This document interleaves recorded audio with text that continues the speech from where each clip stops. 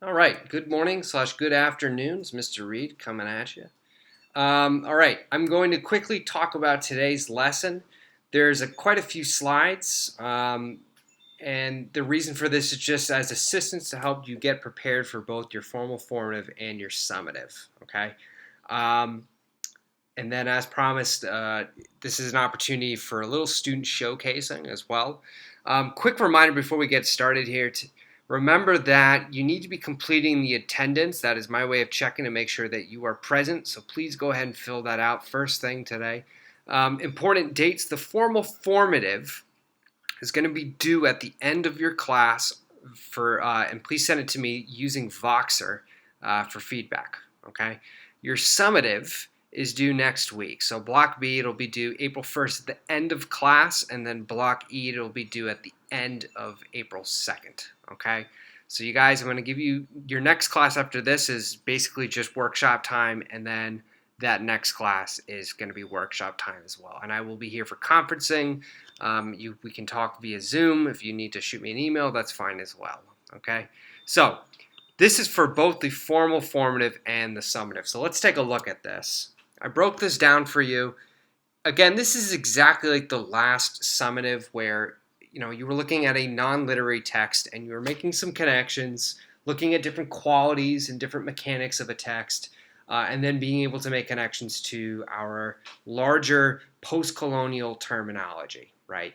And so this assessment is all about being able to showcase and use your academic register. So your formative is going to be, I've already shared that information with you, the text from Felix Starro. The summative is going to be extracts from Felix Starro and Lattimore, California. So I'm going to start actually with characterization. I'll move my way up. When you get your extract, you should be looking at the different examples of characterization, looking at things like dynamic, static characterization, looking at how much agency a character has, and then asking yourself, is it important or does it matter that a character is able to make choice, right? Do they have the privilege or the right to be able to make choice? And what are some of the benefits or consequences to that? We should be looking at setting, right? And why setting? Remember, cough, cough, cough, it all takes place in the United States, right? And they're Filipino families or characters, right? Why does that matter? Looking at motif, right? So Felix Starro, I've posted, there's actually some examples a couple slides later, talking about blood, flowers, sight, and names, and a lot more is boxes, smoking. Why does that keep popping up? Okay, language and landscapes, okay? Think about, again, how motifs can be connected to larger themes in the text, which I'm going to talk about in a second.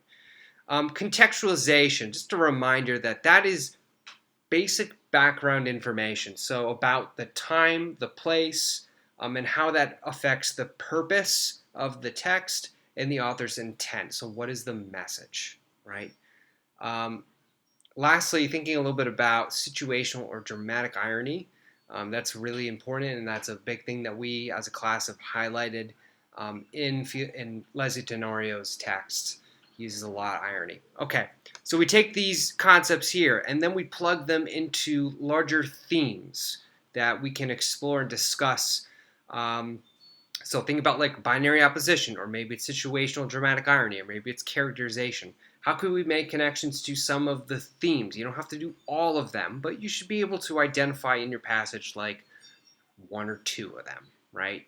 If you can go for three, if you can shoot for three or even more, that's fantastic, right? But Felix Starro, we look at things like hope, belief, immigration, this concept of undocumentation or isolation. I've also provided a really interesting URL link to a documentary about the power of influence. Check that out. Law deals more with immigration and dislocation or isolation, individuality versus conformity, family and cultural clashes. Remember, we've been talking a lot about cultural expectations, right? You have these families that are going to the United States. We have things like colonial mentality about what it means to be living in the colonizer's homeland. We should be able to take our themes and then make connections to some of these larger overarching colonial terms, right? So Orientalism, hegemony? Where are we seeing examples of power dynamics taking place in the story? Where are we seeing examples of Orientalism, right? Otherization. Oh my goodness, I totally forgot about that. Otherization. This idea of, are these characters who have been living in the United States for a long period of time, are they really, are they being viewed by people, by um, occupants of the U.S. as also being American, or are they seen as someone who is still other? And what's problematic about that? Finally, making connections to some of our conceptual understanding. So the conversation about identity, right? How do we define one's identity in the text? How does a character transform from the beginning to the very ending? What do they learn about themselves, or how do other characters frame them? How do they change, right? Or maybe it's another form of conflict, like nature or society, that transforms the character. Looking at culture, I just mentioned cultural clashes, cultural expectations, thinking about how characters are represented or ideas are represented. So we could maybe make some connections to things like motif, or maybe looking at how theme is represented in the text. Finally, looking at perspective, right? We have a couple different characters. They come from different backgrounds. Some of them come from different classes. Some have different genders, right? How does that affect the way in which we read the text and perspective? All right. I've given you a brief outline. Again, this is kind of just rehashing stuff that we've talked about in the past year. None of this should be all that surprising. But a couple things about how I'd like you to organize your oral video presentation for your summative, and also how I'd like you to present your formal formative on Voxer. I actually posted a breakdown of this. I give you an example of this last class. So I'm going to quickly go do, do, do, do, do. Oh no! Oh, that's no good.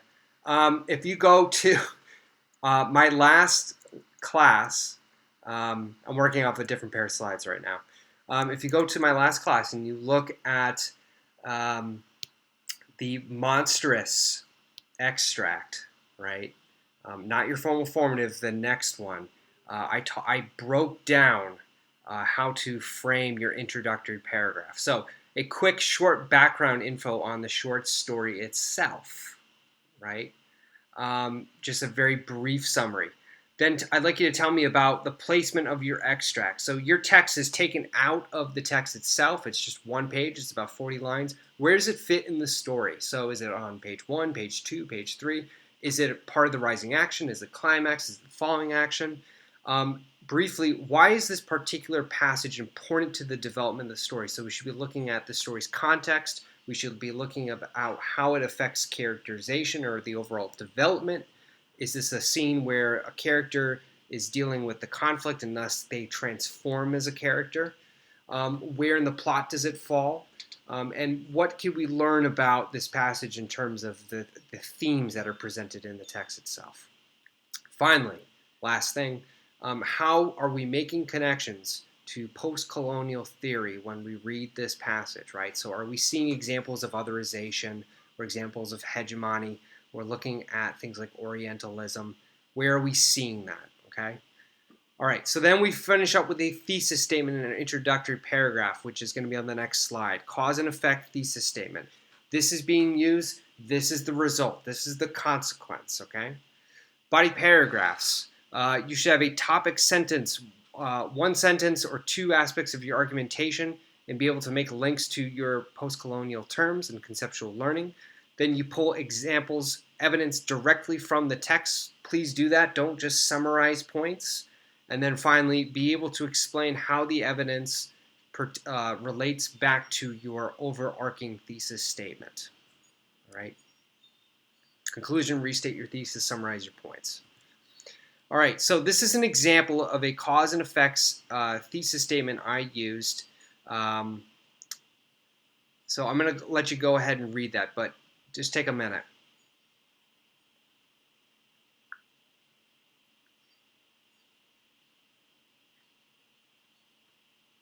Okay, So let's break this down real quickly. In this extract, through the use, all right, so here's our cause, through the use of dynamic characterization, my goodness, agency and motifs such as smoking and boxes, tenario, right, so we have characterization, we have agency, we have motifs. These are the types of literary devices that are being used. Tenario reveals the conflicts of conformity versus isolationism from immigrant families. So I'm using different literary devices to reveal a binary, right, in the text. The one-sidedness and cultural. So I'm using my conceptual learning understanding here. Prejudices of the American dream and a misrepresentation of cultural expectations, right? So again, cause, effect. Now, this is a two-sentence thesis statement. That's absolutely fine. I've said this before. If you feel like you got a lot to say, as long as you organize it well, it doesn't matter if it's one or two sentences. I don't care, right? Make sure that you just structure it well so it makes sense. The last part of my thesis statement, this binary opposition of appearance versus reality reveals the hegemonic attitudes and colonial mentality that is prevalent throughout the U.S. Okay? So, cause and effect. It's actually two thesis statements in one. That's fine. All right, this is the Voxer sign up. Again, if you haven't downloaded Voxer, please go ahead and do so. This is how you're going to contact me, okay? This is a student showcase I've put together. This is the extract that you did for your warm-up and attendance from last class. I have gone through and annotated that for you. Here are some presentations for Lyle Moore and Felix Starro, and here are just some quick clips from other students' presentations. So you get to see, all of you guys have been making your arguments, you've been compiling your information, learn from each other, take some time this week and next week to look through these and just kind of build your understanding of the text. This last one's actually from Gabby. Thank you very much. Just a quick explanation about over-exaggeration obsession of the United States. Fun little video, also some good notes, so thank you again for that. Last thing, and then I'm done for today. This is your summative. So I'd like you to go ahead and click this for me, your summative extracts. Please do not get this confused with your formal formative. These are different, okay? I've already told you that the due date is here. There are 6 passages. 3 of the passages are from Felix Starro and 3 are from Lyle Moore, California. I'd like you to choose one. It can be any of the 6 to analyze. You will be submitting a video breakdown of your chosen passage in which you analyze its content and significance. So you download this, you annotate it, you can do handwritten, I don't care, or you could do it on a Google Doc and make notes. That's absolutely fine. It's up to you. Each extract has a question at the bottom in bold print. You may choose to answer this question in your commentary. However, it is not mandatory, and I will not mark you down if you don't choose to answer it. It's just there to help you. That's all it is, okay? Your video, which needs to be uploaded to YouTube and then send me the link, should be engaging, thorough, and show your acknowledgement of the text. You must speak for 4 to 5 minutes, and you will be assessed individually according to the short story rubric. I'll be sharing that. And then finally, the sound and image quality of your recording must be clearly understandable. So please, none of this, okay? Make sure that I can hear and I can understand it. This is actually an error. I'd like you to go ahead and submit it to YouTube, just like last time. Upload it to YouTube and send me the link, and that's all you need to do, so don't worry about this. Your presentation does not need to be overly formal, but you should practice it beforehand. You may use annotations as a guide, okay? Just like how we've annotated in class, that's fine. But there's no scripts allowed for this. You cannot read from a script, and certainly I don't want to see a presentation that even sounds like it's being read from a script. It should be pieced together on the moment like annotations should be, okay? So you may use annotations as guidance. Okay, so today's class is to go ahead and do your recordings, send them to me through Voxer, and then feel free to start working on your summatives. I am here to talk to you guys on Zoom.